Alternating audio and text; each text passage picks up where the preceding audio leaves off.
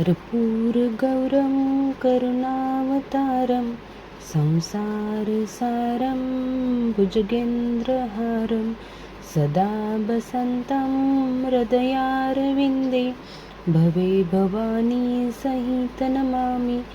श्री स्वामी समर्थ. श्री गुरुदेव दत्त. बघा, जे सर्व संसाराला आसरा देतात, जे देवाचे पण देव आहेत, ते म्हणजे देवाधिदेव महादेव. पण महादेवांची सेवा श्रावण महिन्यात का केली जाते? श्रावण महिन्यामध्ये महादेवांना खूप जास्त प्रमाणात जल अर्पण का केलं जातं? आणि त्यासोबतच या श्रावण महिन्यातील प्रत्येक सोमवार हा खूप जास्त का महत्त्वाचा आहे, हे सगळं मी तुम्हाला आजच्या व्हिडिओमध्ये सांगणार आहे. त्यामुळे व्हिडिओ शेवटपर्यंत बघा आणि कमेंटमध्ये नक्की ओम नमः शिवाय लिहायला विसरू नका. बघा, सगळ्यात पहिलं तर श्रावण महिन्यामध्ये भोलेनाथांची पूजा का केली जाते? श्रावण महिना हा भोलेनाथांना का प्रिय आहे ते आपण जाणून घेऊया. ज्यांनी कोणी शिव महापुराण वाचलं आहे, ज्यांना कोणाला शिव महापुराण माहिती आहे, त्यांना माहिती असेल की महादेवांना श्रावण महिना का प्रिय आहे. बघा, जेव्हा देवतांमध्ये राक्षसांमध्ये युद्ध झालं होतं ना, देवतांमध्ये आणि राक्षसांमध्ये, त्यावेळेस समुद्र मंथनातून एक विष बाहेर पडलं होतं. आपण सगळ्यांनी हे ऐकलेलं आहे. आणि ते विष भगवान शिव यांनी त्यांच्या कंठामध्ये सामावून घेतलं होतं. आणि ते विष कंठामध्ये घेतल्यामुळे ना, भगवान भोलेनाथांचं शरीर खूप जास्त तापलं होतं, गरम झालं होतं. आणि अशा वेळी इंद्रदेवांनी भोलेनाथांवरती जलवर्षा केली होती. आणि तो महिना होता श्रावणाचा. आणि त्यामुळे मग भगवान शिव इंद्रदेवाला म्हटले की तुम्ही माझं गरम शरीर थंड केलं, जलवर्षा तुम्ही माझ्यावर केली, आणि त्यामुळे हा श्रावण महिना माझ्यासाठी खूप जास्त प्रिय आहे. आणि या महिन्यामध्ये जो भक्त मला जल अर्पण करेल, माझ्यावरती अभिषेक करेल, रुद्राभिषेक असू द्या, जलाभिषेक असू द्या, त्याला माझा आशीर्वाद कायम प्राप्त होईल. तेव्हापासून श्रावण महिन्यामध्ये आपण भगवान भोलेनाथाला जलाभिषेक करतो, रुद्राभिषेक करतो, भोलेनाथांच्या सेवा करतो, कारण की भोलेनाथाला हा श्रावण महिना खूप जास्त प्रिय आहे.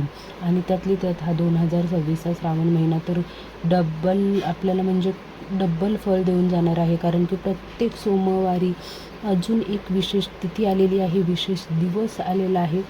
तर तेच आपण आता जाणून घेऊया. बघा, 13 ऑगस्टला श्रावणाला सुरुवात होत आहे, म्हणजे उद्यापासून श्रावण महिना चालू होत आहे. आणि 11 सप्टेंबरला श्रावण महिन्याची समाप्ती होत आहे. बघा, या वर्षीच्या प्रत्येक सोमवारी, श्रावणी सोमवारी एक दुर्मिळ योग आला आहे. आणि तोच म्हणजे पहिल्या सोमवारी नागपंचमी आहे. आणि 17 ऑगस्टला पहिला सोमवार असणार आहे. आणि पहिली शिवामूठ म्हणजे 17 ऑगस्टची शिवामूठ असणार आहे तांदूळ. दुसरा सोमवार देखील खूप महत्त्वाचा आहे, कारण की दुसऱ्या सोमवारी पुत्रदा भागवत एकादशी आणि श्रावणी सोमवार दोन्ही एकत्र आले आहेत. म्हणजेच काय, भगवान शिवांची आणि भगवान विष्णूंची सेवा करण्यासाठी अत्यंत महत्त्वाचा असा हा दुसरा सोमवार. दुसऱ्या सोमवारची शिवामूठ असणार आहे तीळ.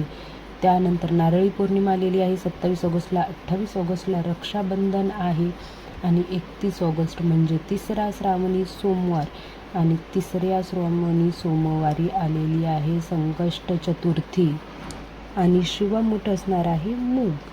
आणि 4 सप्टेंबरला आहे गोपालकला. 5 सप्टेंबरला आहे दहीहंडी. आणि मग नंतर 7 सप्टेंबर शेवटचा श्रावणी सोमवार. त्या दिवशी देखील आलेली आहे अजा एकादशी आणि शिवामूठ असणार आहे गहू. अशा प्रकारे या 4ही सोमवारी काही ना काही दुर्मिळ योग आला आहे. पहिल्या सोमवारी नागपंचमी, दुसऱ्या सोमवारी एकादशी, तिसऱ्या सोमवारी संकष्ट चतुर्थी आणि चौथ्या सोमवारी परत एकादशी. म्हणून या श्रावण महिन्यातील सोमवारचं महत्त्व खूप जास्त पटीने वाढलेलं आहे. या श्रावण महिन्यात जमेल तेवढ्या सेवा करा, शक्य होत असेल तेवढे पारायण करा. मग गुरुचरित्र ग्रंथाचं पारायण, नवनाथ पारायण किंवा शिवलीलामृत ग्रंथाचं पारायण, कुठलंही पारायण करा. हे शक्य नाही आहे ना तुम्हाला, तर स्वामी चरित्र सारामृत ग्रंथाचं पारायण तरी करा. नित्यसेवा करा, रुद्राभिषेक करा, जलाभिषेक करा. महादेवांच्या जेवढ्या काही सेवा तुम्हाला जमतील तेवढ्या सेवा करा. श्रावण महिन्यामध्ये सत्यनारायण देखील खूप महत्त्वाची अशी ही सेवा आहे, ती करा. 11 गुरुवाराच्या व्रताला देखील आपण या महिन्यात सुरुवात करू शकतो. त्यामुळे जमेल तेवढं या श्रावण महिन्यामध्ये सेवा नक्की करा. व्हिडिओ आवडला असेल तर व्हिडिओला लाईक करा, शेअर करा, कमेंट करा. श्री स्वामी समर्थ, श्री गुरुदेव दत्त. ओम नमः शिवाय.